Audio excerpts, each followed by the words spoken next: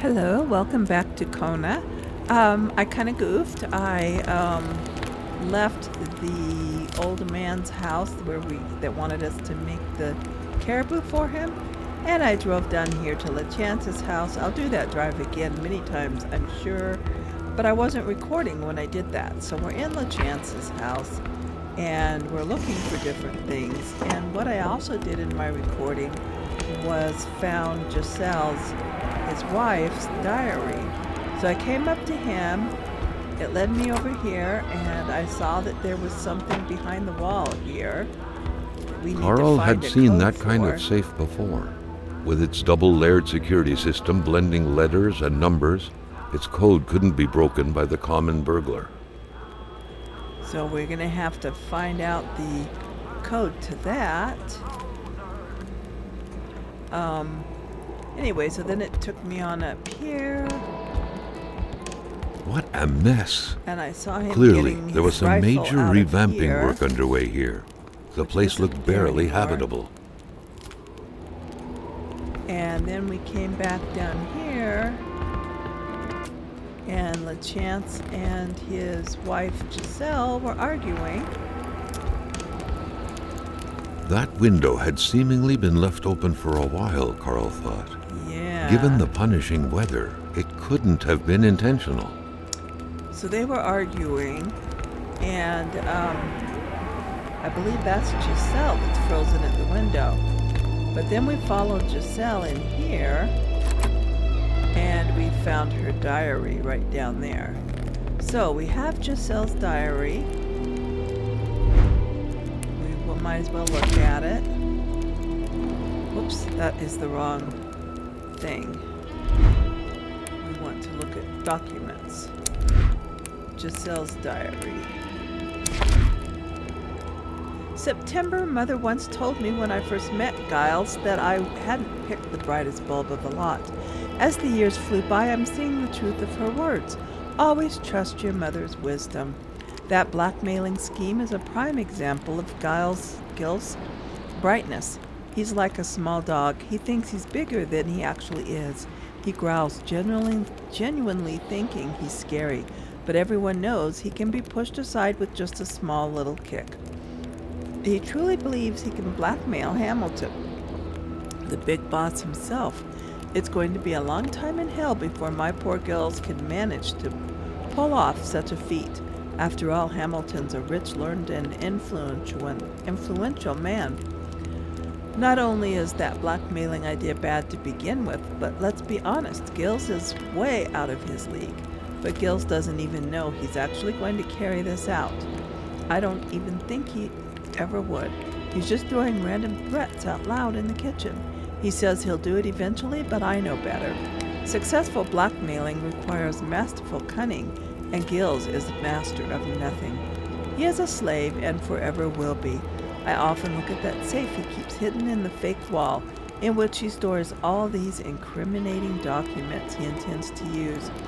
I just can't come to grips with the sheer ridiculousness of the whole thing.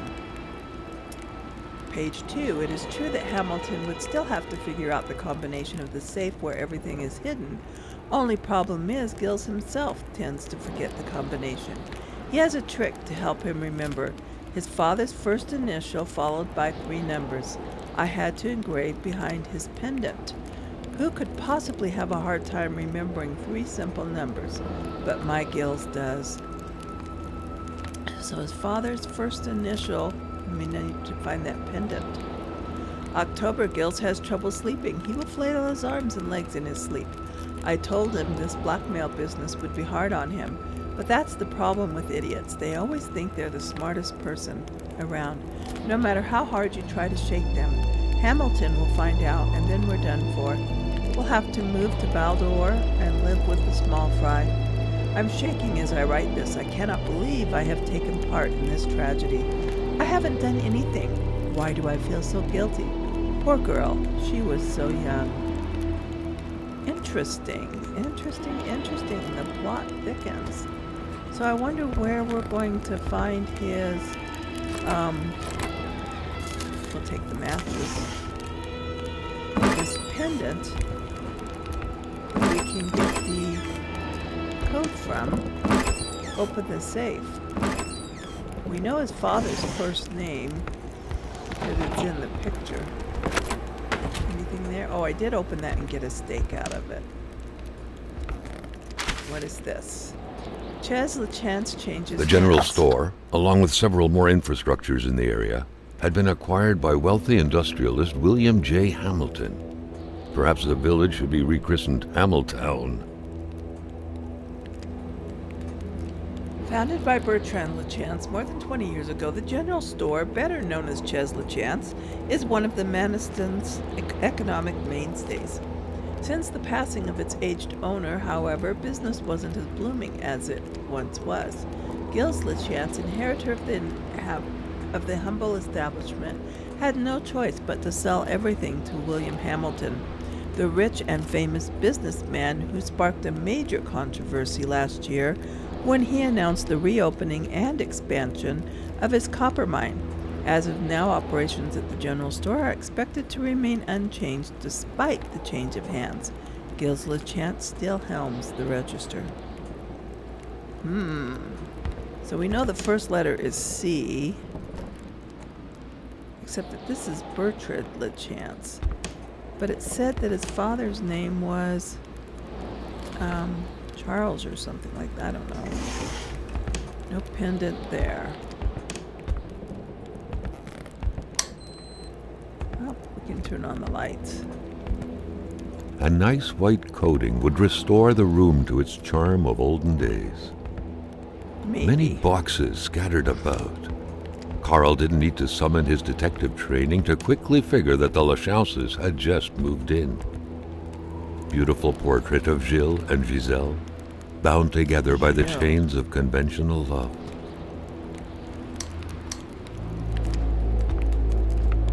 So we don't know where his pendant is.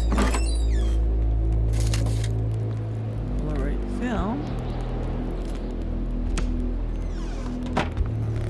Many boxes scattered about. Carl didn't need to summon his detective training to quickly figure that the Lachauses had just moved in. A nice white coating would restore the room to its charm of olden days. Okay. Well, it's not up here.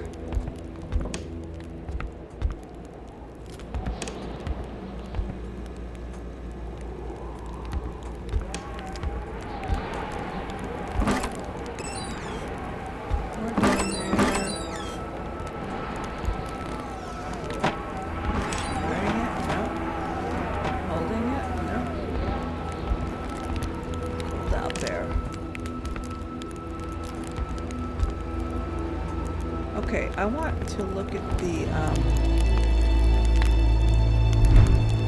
documents. Article about the store. Bertrand, better known as Ches LeChance.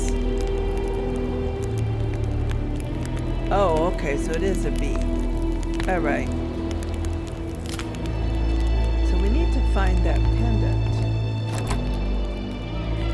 And we're going to find out what password is. Is there anything else around here? Some other bucket.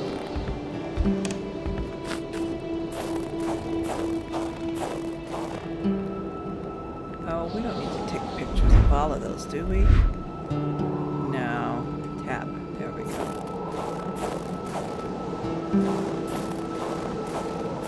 Oh, we can go on down here.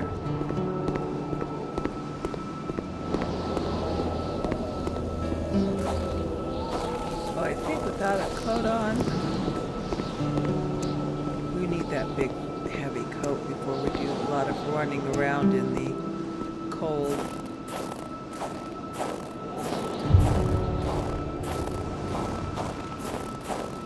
And nothing over here. I wonder if the pendant is at the store. Maybe we have it. I wonder if we have it. We went through that store pretty good. Let's see. What? Not you. You. Inventory.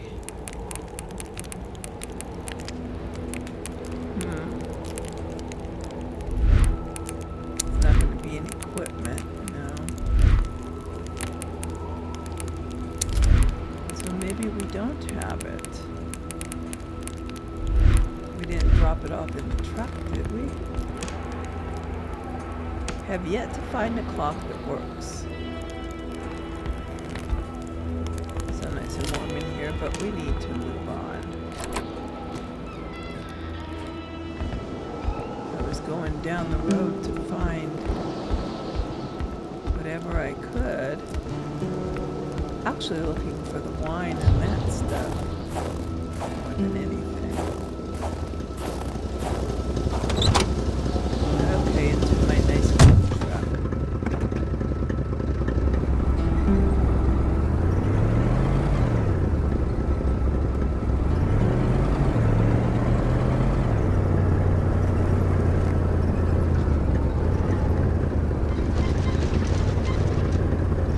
And then there's a place right here.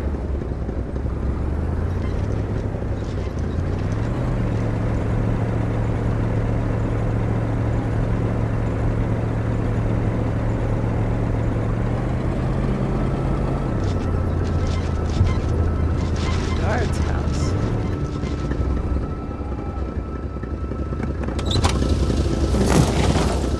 Okay.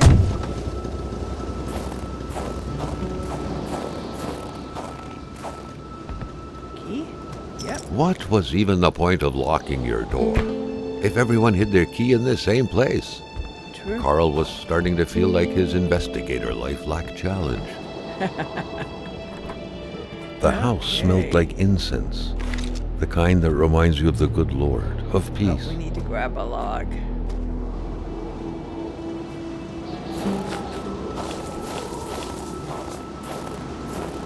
It might be easier to just get one from the back of the truck, huh?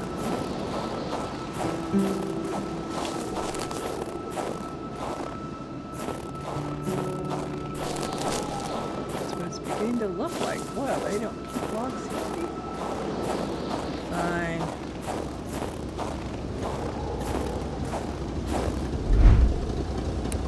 Draw.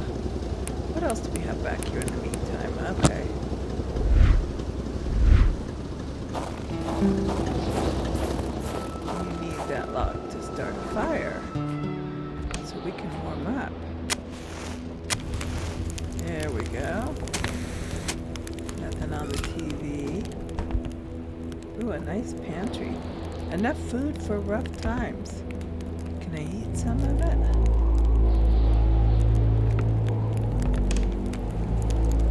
No loose change in the cracks. Religion was very influential throughout Quebec many years ago. Indeed, it was surprising that Carl did not come across a single chapel since arriving here. How did they draw the sun? Tricky, tricky. They're talented.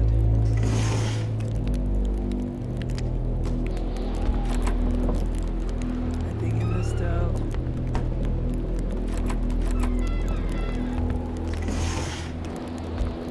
Ooh. Fire starter. Still don't have wire. Polaroid film. Nothing on the phone. Oh, another steak. 2 steaks. In case I get hungry later on. The perfect cookie-cutter Catholic family, most likely attending church every Sunday.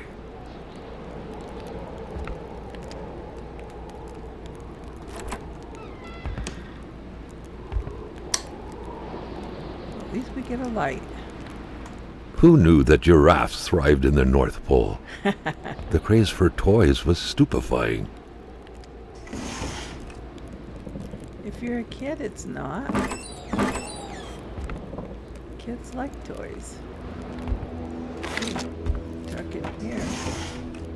The family's mother must have spent her days washing the filth off her kids' diapers. The empty cradle sent an eerie feeling down Carl's spine, as if minutes ago someone just grabbed the baby and made a run for it.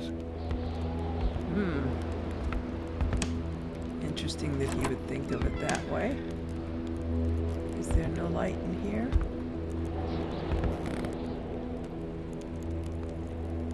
Here it is.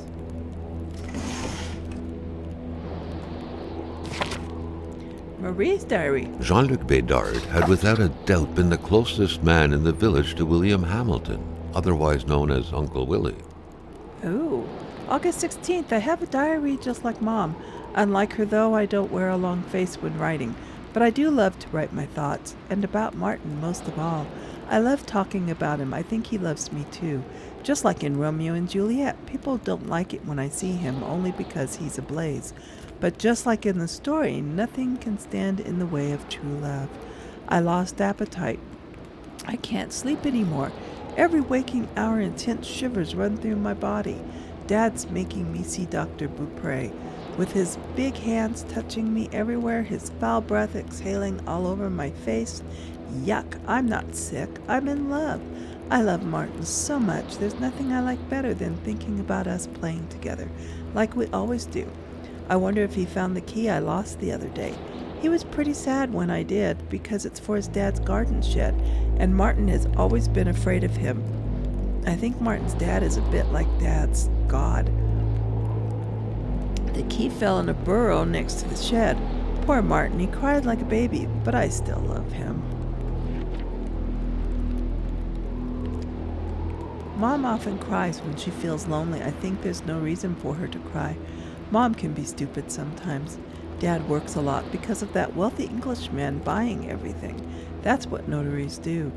They make sure that people get what they're paying for. Basically, it's complicated, but that's how Dad explained it to me. The rich guy doesn't look half as bad as Martin told me he was. When I saw him this morning at Dad's office, he told me, "Call me Uncle Willie." I found that pretty funny. Plus, he gave me candy. Okay, it was kind of old and dry, but still candy. I think Dad gets along well with Uncle Willie, because when he's with him, he laughs the same way he does with Father LaBelle. September 22nd, I had to gobble up Dr. Beaupre's horrible medicine, because if I hadn't, I wouldn't have made it to Christmas, or so he said. I haven't seen Martin in weeks, nor did I go to school for that matter. Dad has been praying beside my bed every morning for a while now, and at bedtime too. Today he went hunting with Uncle Willie, and he told me to ask God to bless him in my prayers. I think this has to do with the medicine that only the richest of rich can afford. Dad told me he'll be praying for Uncle Willie until the day he dies, and that I should do the same. God, Father LaBelle, and now Uncle Willie. I wonder when Dad finds the time to pray for Santa Claus. How can Mom be so stupid? And she's getting fat, too. She cries like a newborn puppy all the time. It's so annoying. I came across Martin today. He seemed pretty thin, and maybe kind of dirty. He doesn't look as neat and presentable as Uncle Willie, that's for sure. Interesting. So a little romance going on between the kids. And something going on with Mommy. I forget whose house we're in.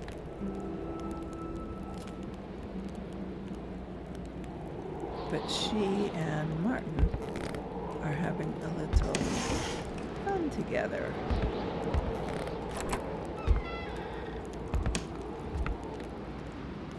A journal entry?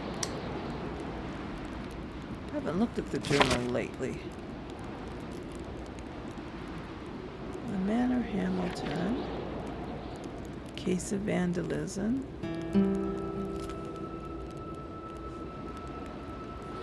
The crash.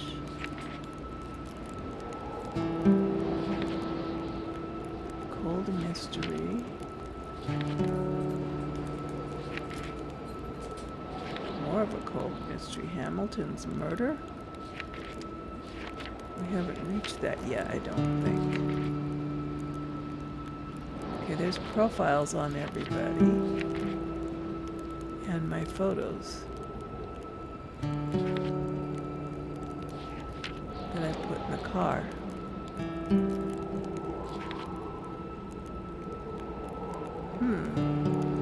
Okay. Well, that's not telling us a whole lot right at the moment. Carl wasn't desperate enough to invade a village woman's privacy. Well, you're reading Carl everybody wasn't else's. desperate enough to invade a village woman's privacy. Dreamcatchers I don't get it. originated from First Nations legends. They were used to trap nightmares. So he's reading everybody else's journals, but not hers. Oh, it's on the other side? What's on the other side?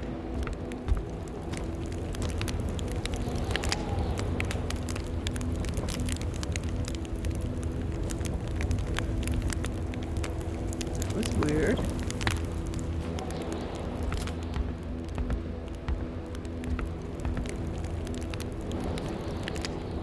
It's on the other side, huh? Good Paul 6, appearing papal. His crooked fingers gave the impression he was about to bestow a miracle.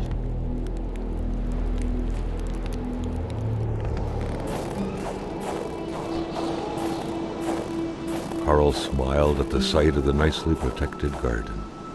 Hopefully, the Bedards had managed to dig every last potato out before the sudden snowfall. Okay, so it's not at the side of this shed, it's probably at the side of the other shed. Open up.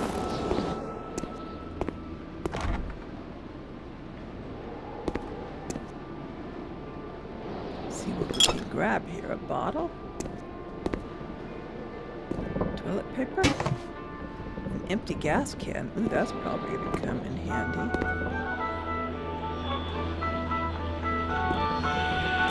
Turn you off. Looks like someone had to hide their habits. A true Catholic always strives to keep lowly temptations at bay. Obviously, Carl thought, someone in this house wasn't doing a good job at upholding the Holy Bible's teaching. A key. Claret Phil's key. Huh. Okay. Jinx.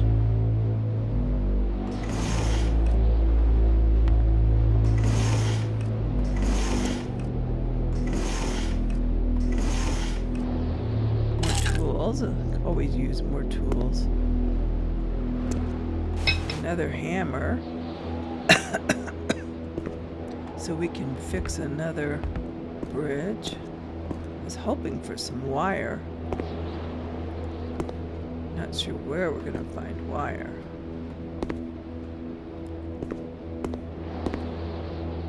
Okay, not much else in here.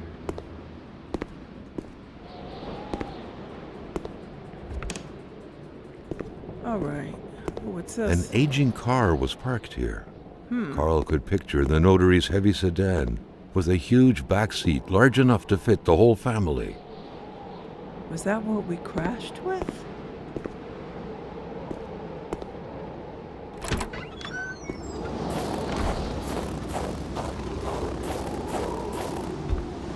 Okay, I saw no wire. Just gonna warm up a bit.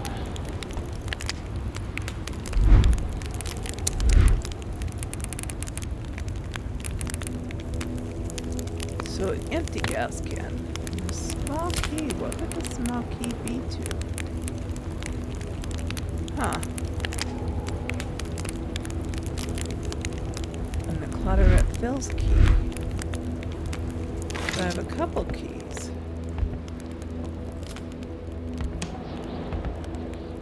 We went through everything in here, right?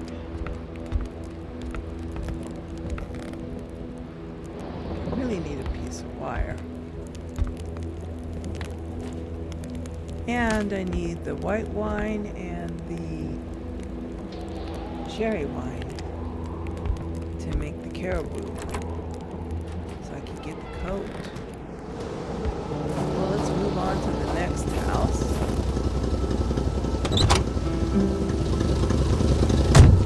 Look at my map and see where we are.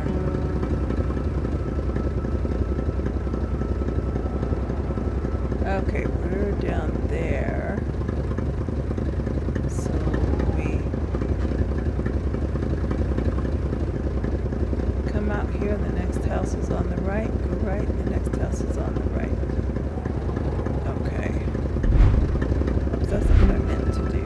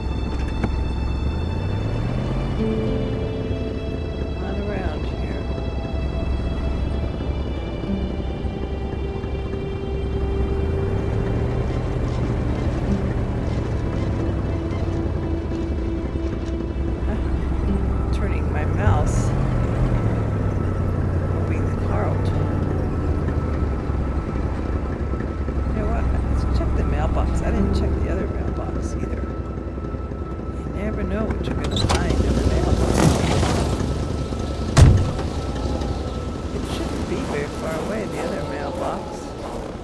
There it is, right down there.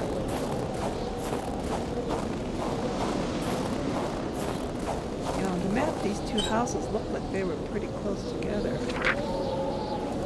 To Mr. Gilles LeChance in South Monaston. Dear Mr. LeChance, we've carefully taken note of your complaint regarding the collapse of a natural cave on your property. Oh?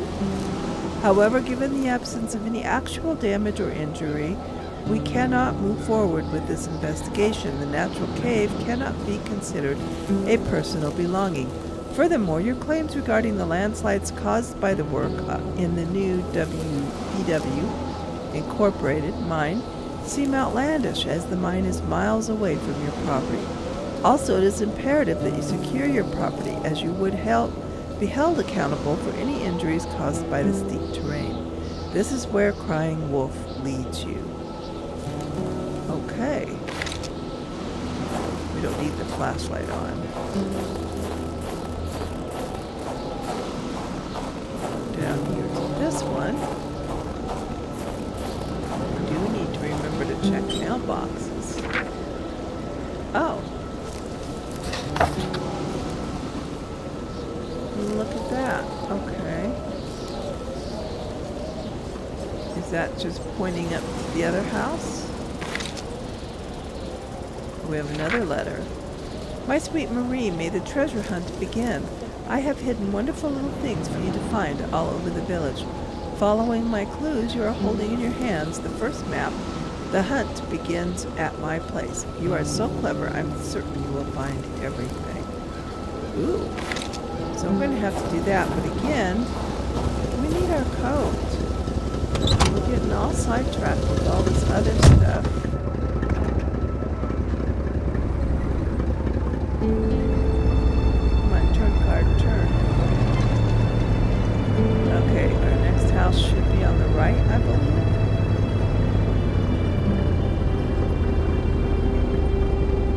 There we go.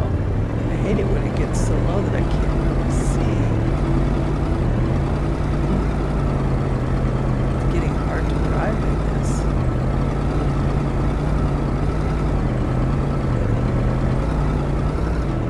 There it is.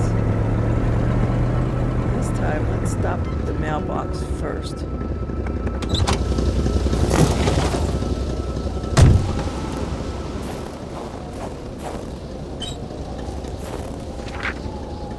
Dear Mr. Roy, I'm writing this letter because I feel guilty. The other day, Martin and I were taking a stroll not far from your house when we saw that the door to your shed was open.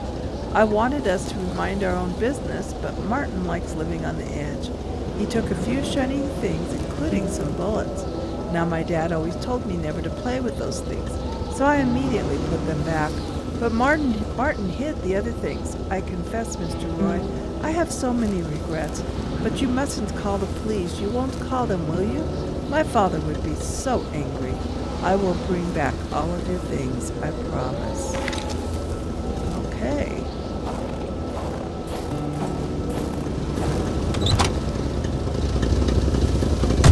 So I wonder if that's part of the treasure that we're going to be hunting.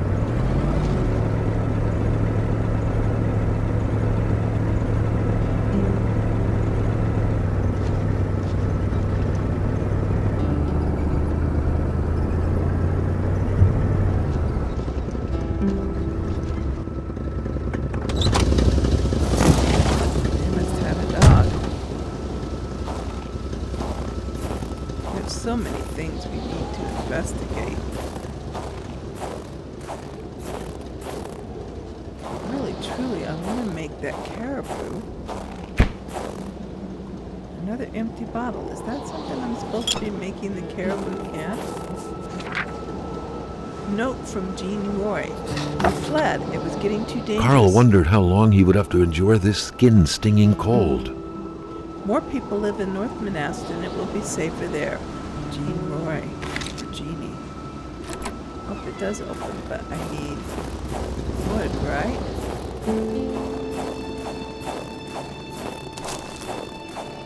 Is this wood? Yeah. Where do they keep their wood?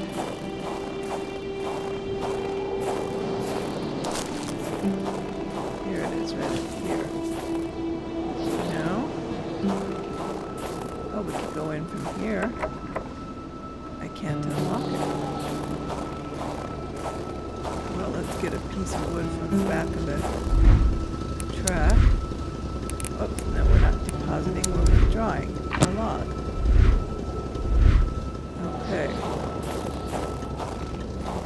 What, we couldn't withdraw it? It was a classic Canadian house, except for the absent horde of kids that would normally be swarming about. Okay, so we still need a log, but the inventory's full.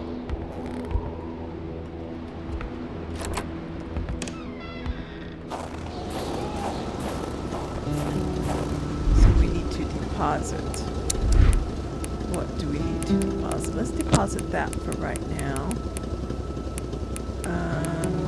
I don't know what else to deposit. 30 pictures.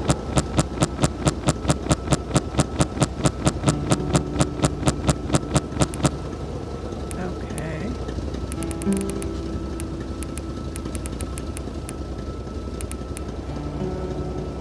What is the beer bottle?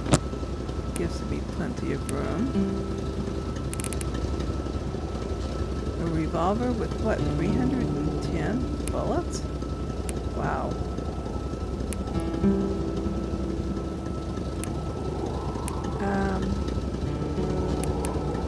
Empty bottles, water bottles.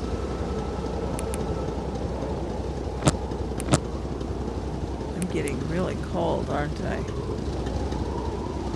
That might be enough.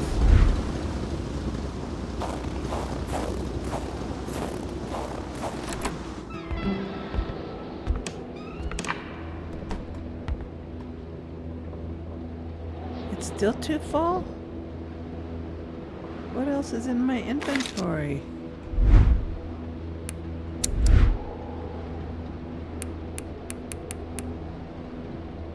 We're gonna have to get rid of spark plug, snowmobile.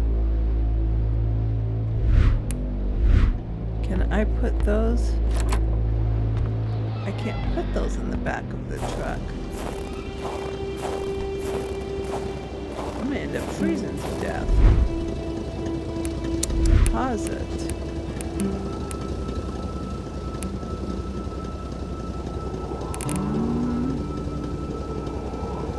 I want the fire starters. Deposit the hammer.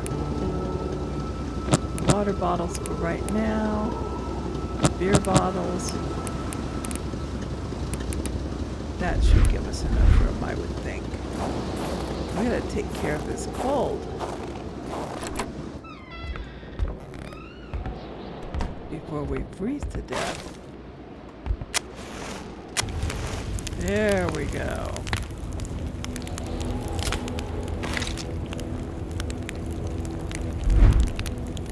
Yeah, our health is fine. We just need to get our brain and stuff back up.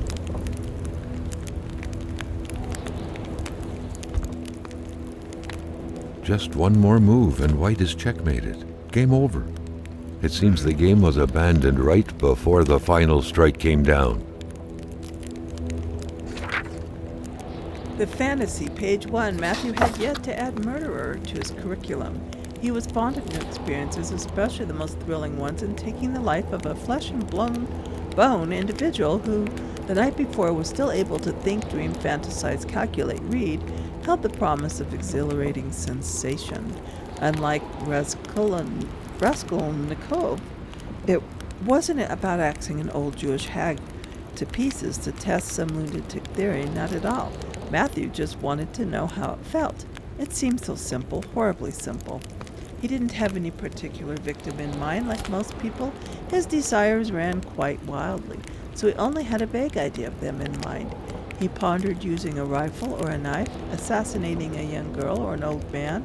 He tried to focus on practicability. His victim would have to be defenseless. Bodybuilding wasn't exactly Matthew's strong suit. He would have to act spontaneously, but not too much.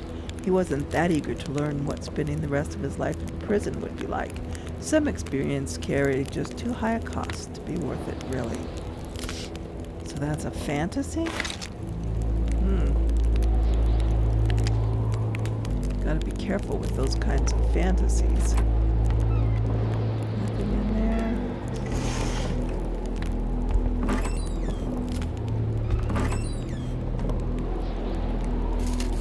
Some matches.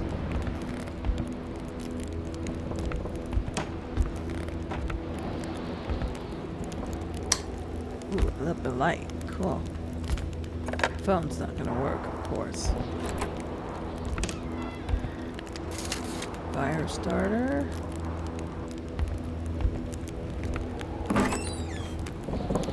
Interesting place to keep the dishes.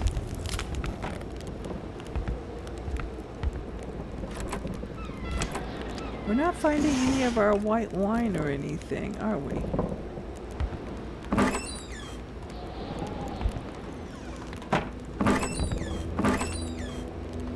What is that up there? Cookie jars are always too high to reach. Of course. Nothing in there. The photograph was snapped not too far from here, Carl noticed. The couple seemed to be very good friends. Huh. The couple radiated something akin to lightheartedness, to freedom. Perhaps some people out there truly found a way to live happily ever after.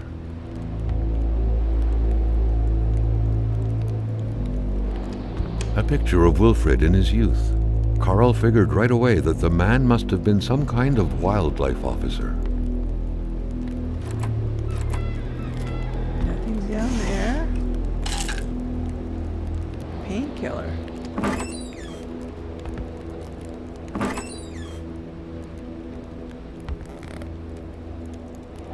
Oh, toilet paper.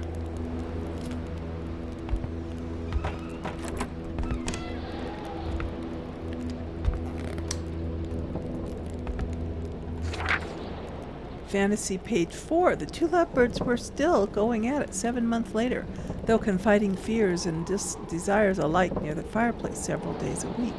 The populace took notice, and wounding words eventually found their way to Matthew's ear, prompting him to take action to prove his gentlemanship. He had to ask Beatrice's hand in marriage. He would have more than enough time to kill her later. Today, when Matthew stares at the motionless ceiling just like he did 20 years ago, he still wonders what it would be removing from existence by slitting Beatrice's throat, what he would be depriving his children of. Then, as if soothed by his fantasy, he gently drifts off, smiling the night away. Oh my gosh. So he marries her and then kills her. What's this? Not a single weapon was left. All of them were gone.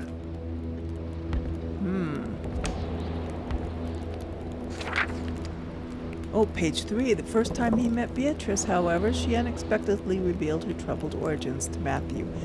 She was adopted at the age of 4, and recalling her former life still gave her a hard time. She played the piano in so graceful a manner that people often thought she may be the natural offspring of a musical virtuoso. She always cried before falling asleep, torn from the inside by a dreadful pain she couldn't explain.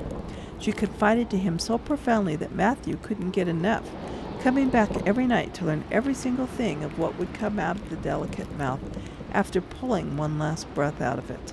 Every night he reflected on what the death of Beatrice would mean in terms of loss to humanity's common heritage, be it the sound of her sobbing or of her piano melodies, the compulsive tapping of her long index finger on her tempo when she harbored dark thoughts, or any other little thing.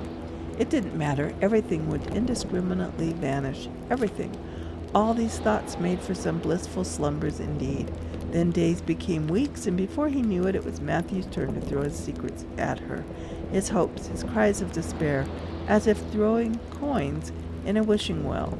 She'll be dead by the end of the month, he promised himself.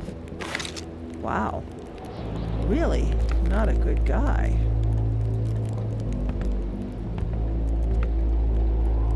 Come on, open up. What was that? Oh, an ammo box. Well, that was handy. Though I don't have the gun for it. Monopoly?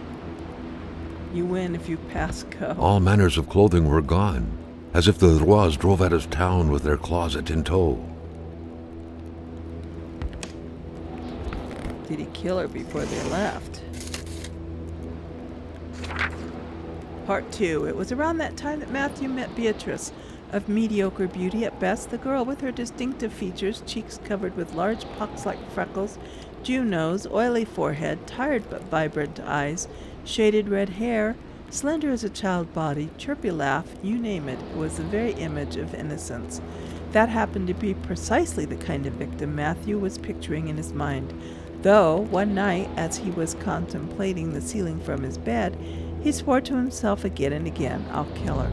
His dreams were later filled with images of the imminent crime. He had come up with a simple enough plan.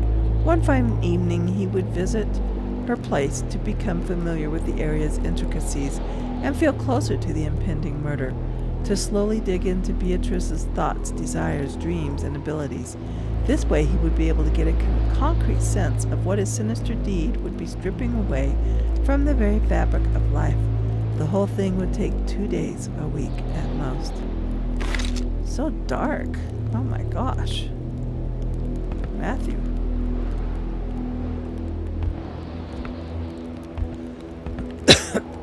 Excuse me.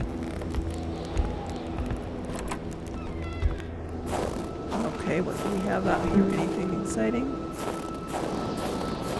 So we are not finding... The only other place I can think of to check is back beyond the other way. Where's that map? All the way up to... Yeah, past the store. Up in there. I'm thinking.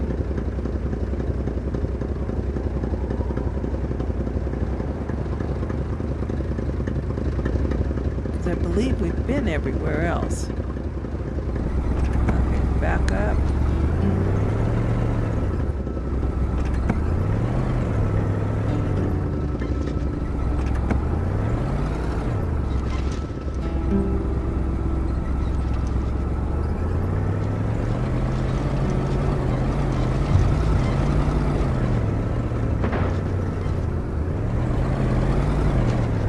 Is it up there? That's where I'm thinking of, I think. Right up here.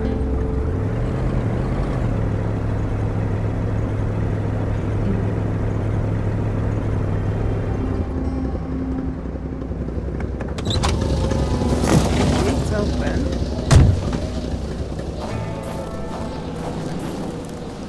What's here at Fells?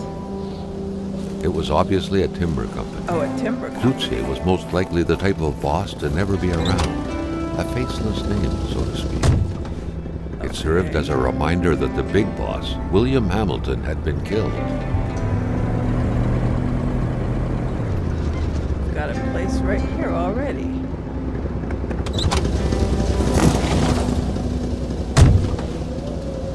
So, we'll see what we can find. There's an axe. It was a typical shack, just like the ones you hear about in Quebecois legends. Local lumberjacks used it to rest and twice a day heat up their pea soup.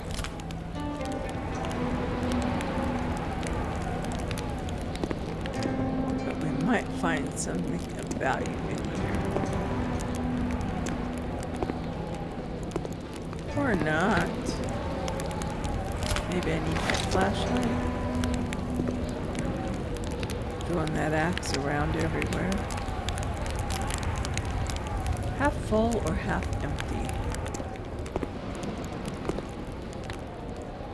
They should have The put a leftover carpet food, here. the clothes, the general warmth of the place, no evidence of escape. Carl was sure of it. People were here not long ago, and they expected to come back. Well, hopefully they don't mind me going through their stuff.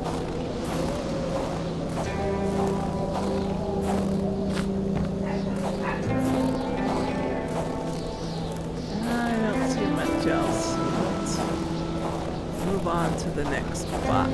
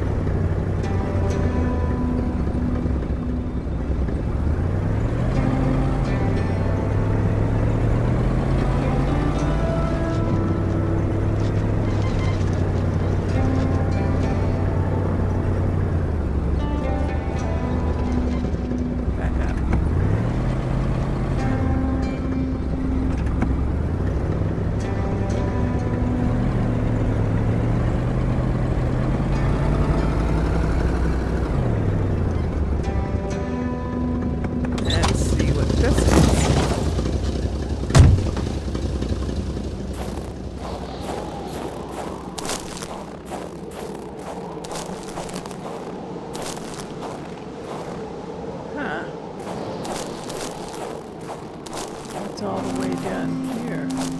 One of those blue ice things. Anything else?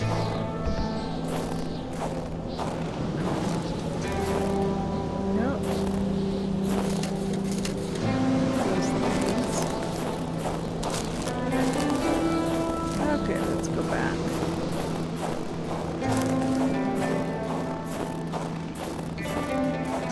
Running in snow wears us down.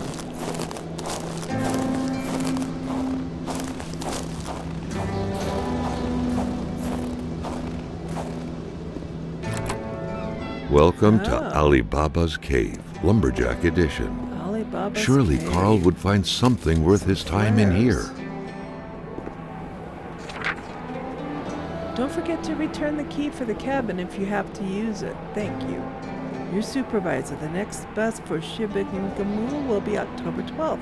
Next one is 2 weeks later.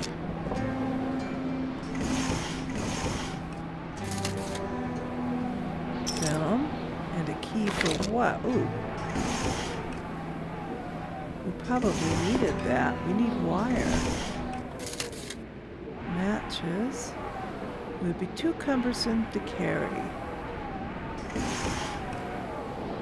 Meanwhile, I'm getting cold. Is there anything to warm me up in here? Doesn't look like it.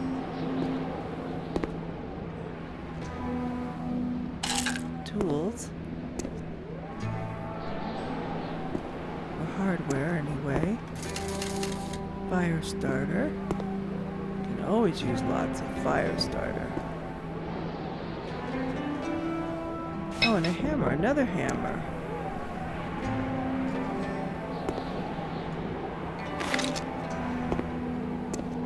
Okay.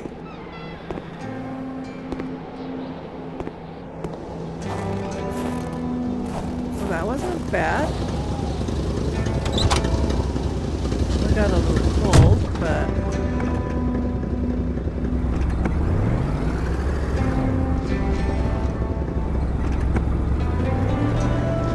Well, I thought it went on around.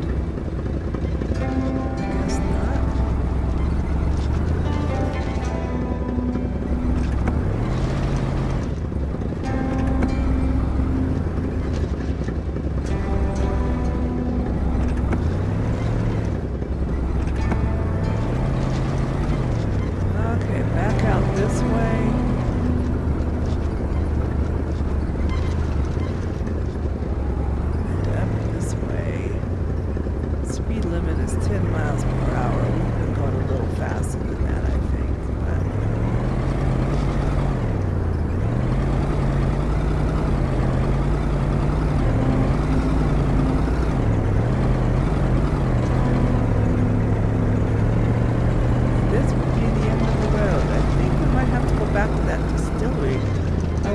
Something about how to make red wine and whatever you need there.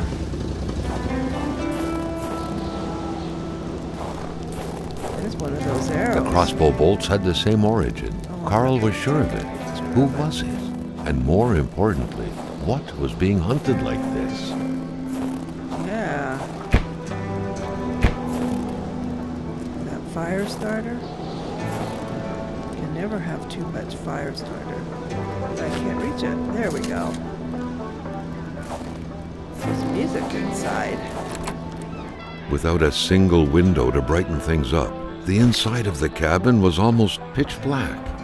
Beware of close encounters of meat and furniture. There we go. A toothbrush. It's still wet. Huh. A suitcase with clean clothes. And nothing in it.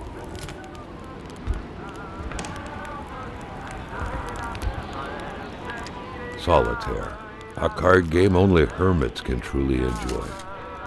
Carl felt depressed at the thought of playing this.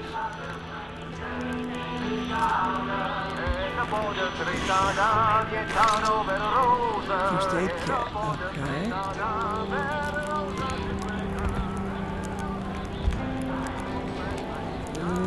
Everything was set up for a well-deserved snack.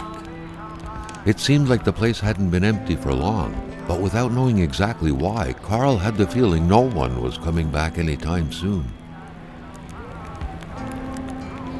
Okay, well, I guess we'll just go back to that distillery and see if we can figure out what we're doing there. Because there appears to be nothing around here that's going to help us.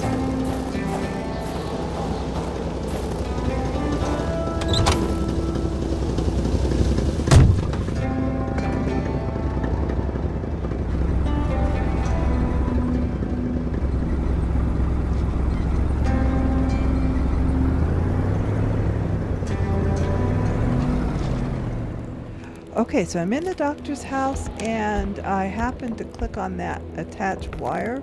Carl got the thing. trembles as he imagined the excruciating Right pain here. that kind of scalpel could no doubt inflict. And Within these miserable walls, patients probably felt more like in a slaughterhouse than in a doctor's office. what it did was attach the magnet to the wire. I thought I needed a wire. But so we can go back to Whatchadiggy's house and find what they had at the... Oh, I know what I'm trying to say. The little hole beside the shed.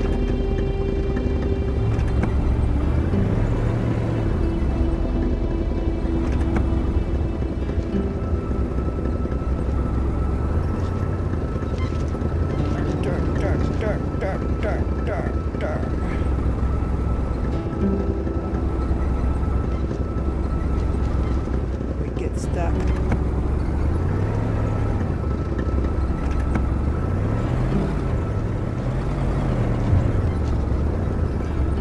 Okay, it was this house.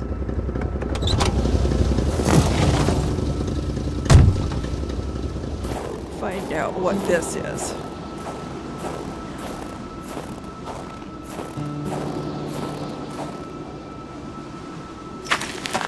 Key. Shack What could key. it be for? The garden shed? Yeah. Carl couldn't reach it with his arm alone, but he had more than a few tricks up his sleeve to pick it up.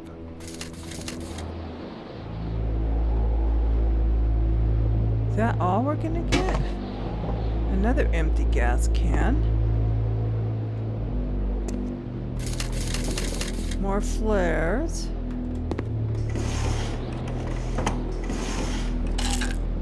Tools or hardware or whatever.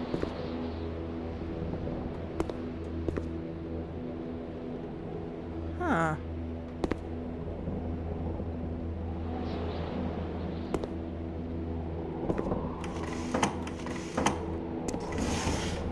So what am I doing wrong that I'm not collecting the wine or whatever for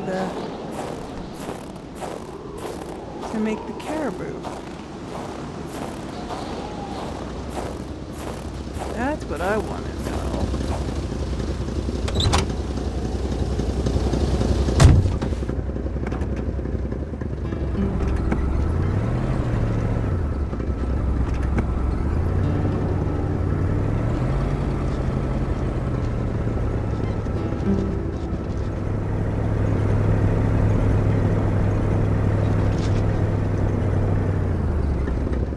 Okay, we're gonna see if we can do something in here.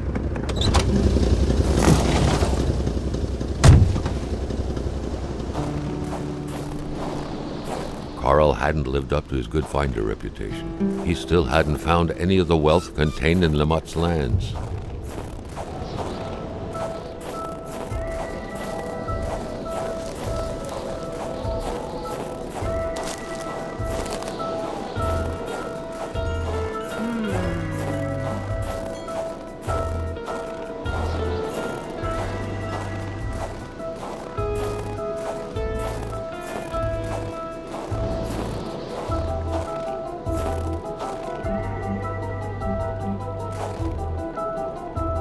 Place bench.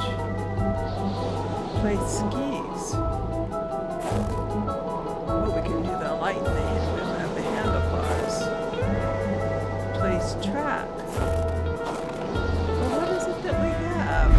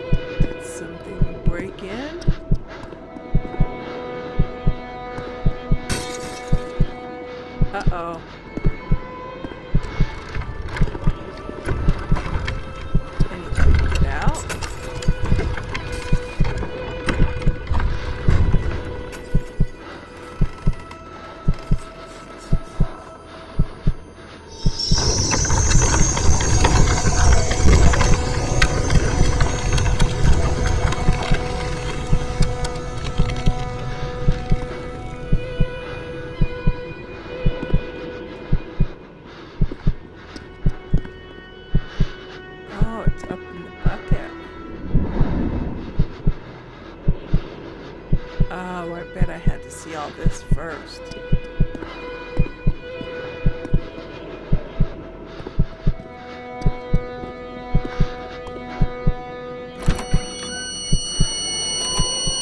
So whatever it was... Something very important must have been in there for the man to take such time and effort to hide it. But Carl didn't know how to reach it. Yeah, I do.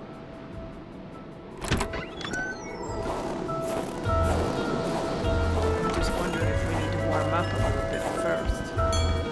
What is this? Oh, that's the other ski.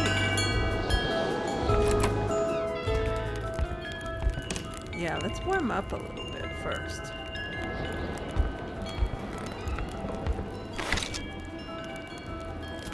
I'm wondering if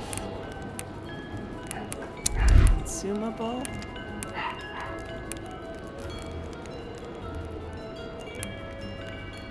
That does my brain but decreases my health. Carl, like many of his contemporaries, felt like he had more trouble breathing when he wasn't smoking. Okay. Cigarette was his own personal breathing assistant. All right. So that makes everything up. Okay.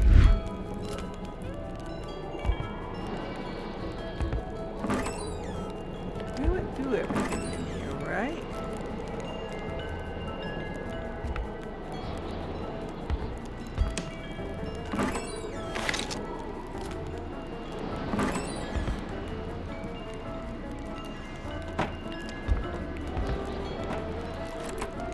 I wonder if things become available as the story progresses.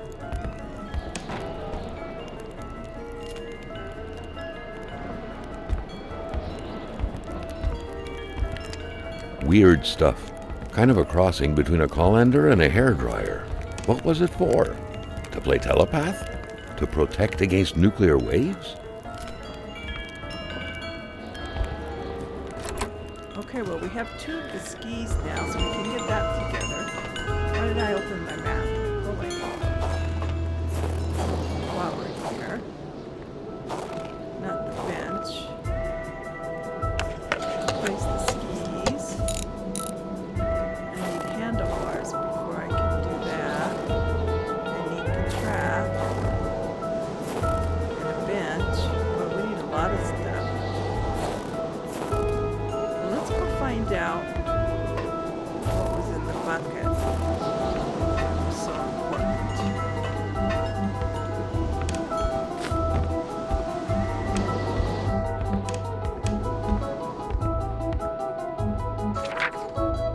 Crazy thought. Carl right? had no idea how to interpret a message like that. I On the saw- surface, it Whoops. seemed like he had one half too many of this puzzle. Enough to know he shouldn't take this testimony as gospel. The entire thing, being some punishment for a murder committed by Hamilton, seemed like an outlandish theory. Carl was doubtful. I saw something in the woods on the solemn day of October 6, 1970. No man should ever see. The aliens are here.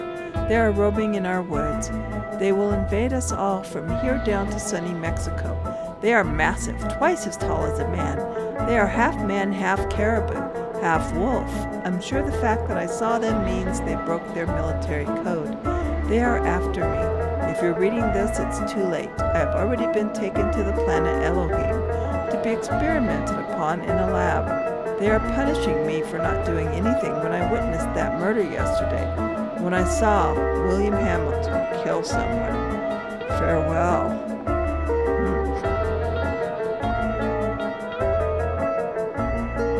Now, this is the map I like, because it tells me where everything is. Cabin. That's the ice wall, so we have to get past that ice wall before we can get through there and get up to Hamilton's house. Okay.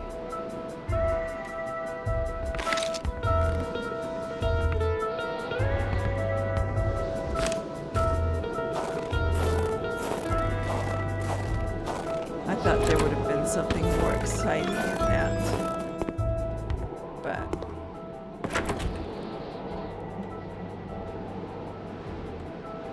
green milk for little green men? Oh, more tools. Hardware. Too many orange juice bottles. Homemade flying saucer. Life never ceases to amaze me. So we repair it? Why not? Oh, wow.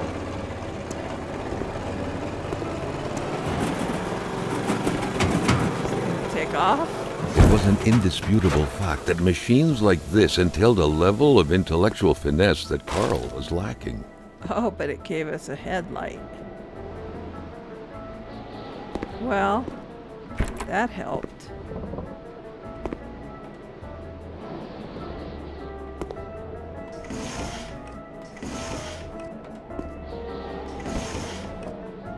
Now we got a headlight anyway.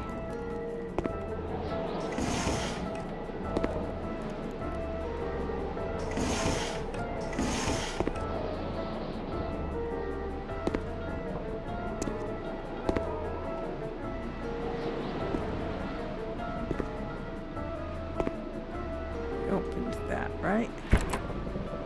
Yeah.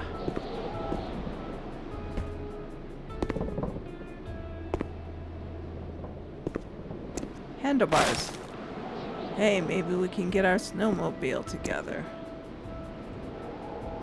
Unused steel trap, not to be touched. What does this say? The week of October 5th, thought Carl. That was this week. The plug should have been here by now. Oh, we got it though. Okay, should we go see if we can get that fixed? We might have all the pieces now.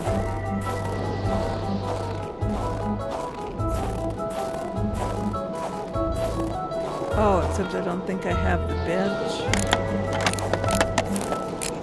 Yeah. Or the track. Well, that's where the headlight went. So we have to put a bench. What's this one right here? That's just starting it. We need to find a bench and track. Anything in here?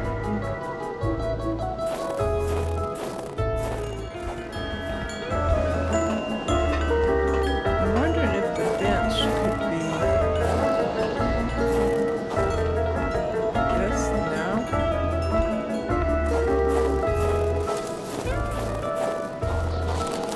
This? Aha. Carl still wasn't done with the mechanic's place. So we still need the belt.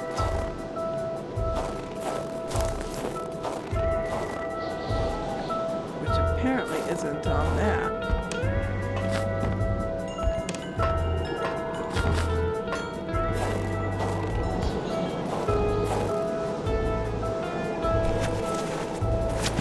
All we need is the track, not belt, track.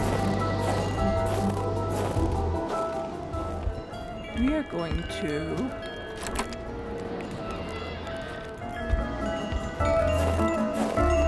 give up on this little hunt for a moment because I need a coat.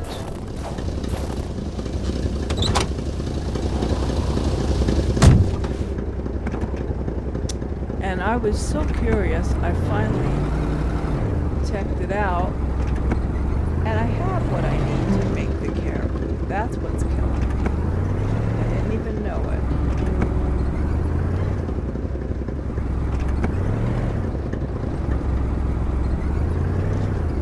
Turn around here.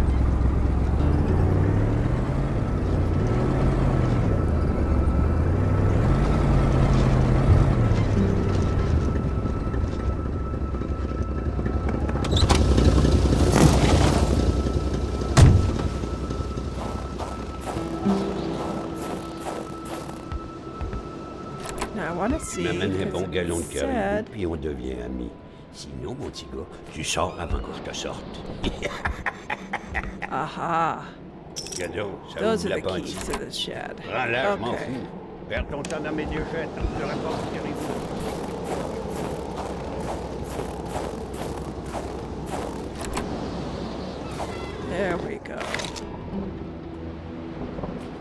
Oh, the things we have to find.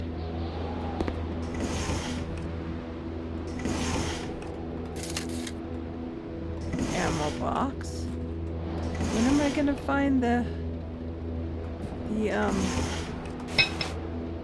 ooh, a hatchet. Tools. When am I gonna find the rifle?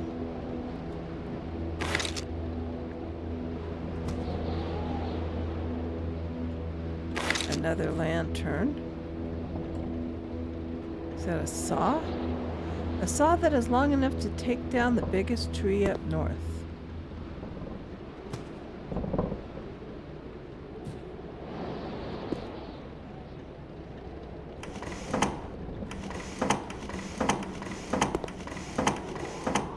Okay, none of those are helping me.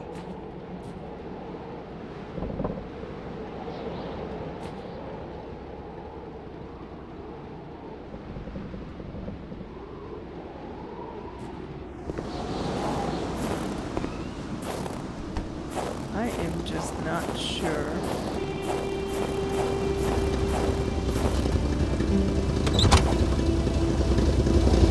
We are going to figure this out.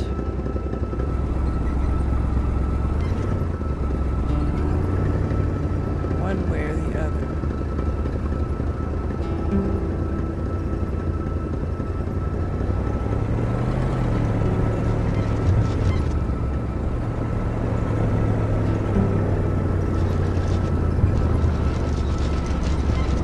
One place in here that we forgot to check.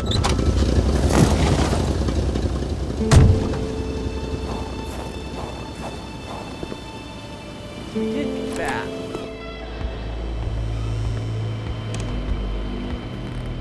Let's climb the ladder. And looky there, sherry wine. What do you know? Exactly what we needed.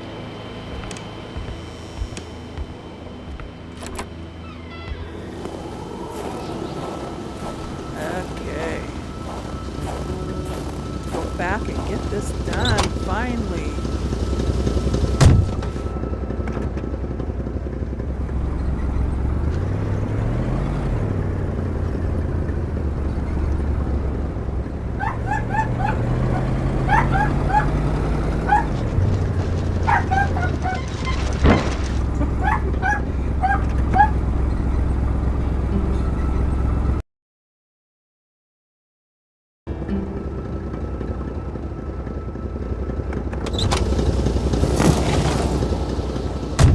Okay, so finally, I believe we have everything we need to make our caribou. Yay! Unbelievable, all that. Wow, look at us. What a great parking job. I'm so good.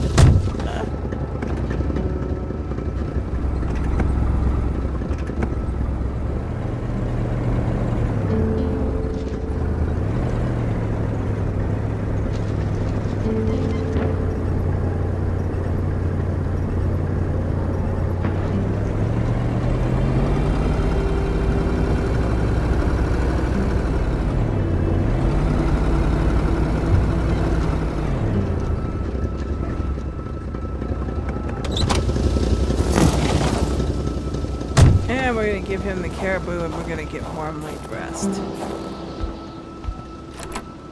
Fais-tu mon caribou pour revenir de même? I do. Ah, quand on cherche, on trouve. Parce que je t'aime bien à cette heure, je vais te dire quelque chose. Tu fais bien de prendre ma pénice. Parce que par là-bas, tu vas rencontrer le vrai froid. Un froid qui glace comme t'en as jamais connu dans ta vie. Wow. Ooh, there we go. Now I'm nice and warm. Quit pointing that gun at me, buddy boy. Okay. Well, now that we're all nice and warm, we are going to end this video. I think what I'm going to do is go back to the end of the line back there where we've been working on that snow sled thing. And in the video there.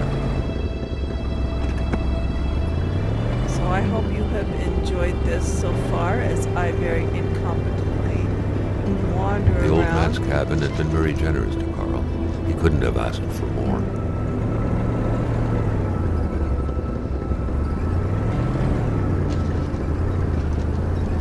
Okay, as I very incompetently wander around trying to make caribou, but discovering other things in the process. But now that we are all toasty warm, we can do some of this other stuff that we've been wanting to do, Crash.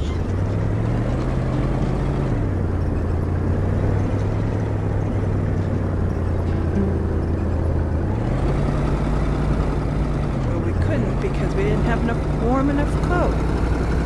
We'll see if we can finish getting that sled, snow sled, snowmobile, that's what it is, all put together also. We need a key to it, I'm wondering if we have the key to it. We need our gas filled up. And there was something else we needed and I don't remember right offhand what it was. Here we are, back here. We'll go in where we're nice and warm. And we will end this. Where do I go in? Right here. So thank you for watching. I hope you've been enjoying it. If you have, leave a like. If not, well, then leave a comment and tell me how I can do better. And consider subscribing so we can go on more adventures together, and I will see you in the next video right back here in Kona. Bye bye for now.